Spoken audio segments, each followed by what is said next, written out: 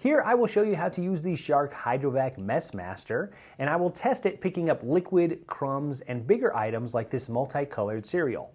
To set up the machine, you will remove the clean water reservoir by pressing the button. At this point, the water reservoir will pop out. Now you will unscrew the lid and fill it with water. Now you can use hot water from the tap, just do not use boiling water. Fill it to the fill line and then add the cleaning solution. There's also a fill line for the cleaning solution. Screw on the lid and then place it back into the machine. There's a nice satisfying click letting you know that it is in place.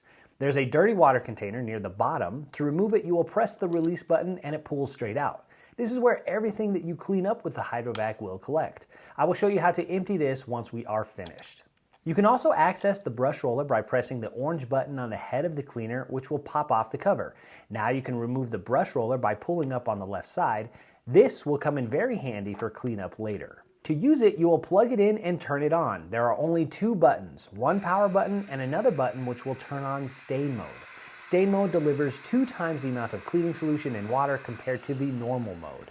When powered on, the brush will turn on and it will automatically start dispensing water and cleaning solution.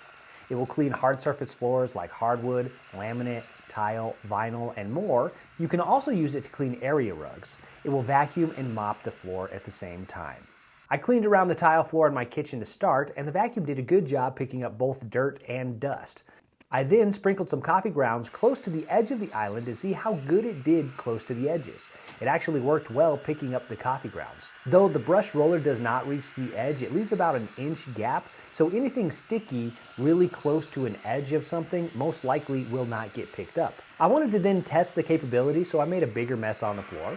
I used some multicolored cereal, a row of coffee grounds, and then I just poured some of my coffee on the ground.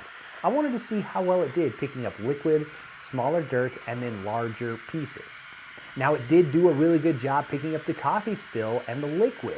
It also did a decent job picking up the coffee grounds. It did, however, take longer. It also kind of made a paste out of the coffee, which got into the grout, and it took a few passes back and forth to get it off, but ultimately it did get all of the coffee grounds up. Finally, the larger multicolored cereal was a problem. While it did pick up some of it right away, it also pushed a lot of it around. I was able to get most of it up over time, but it really took a long time, and it would have been more efficient just to pick up the cereal or those bigger pieces.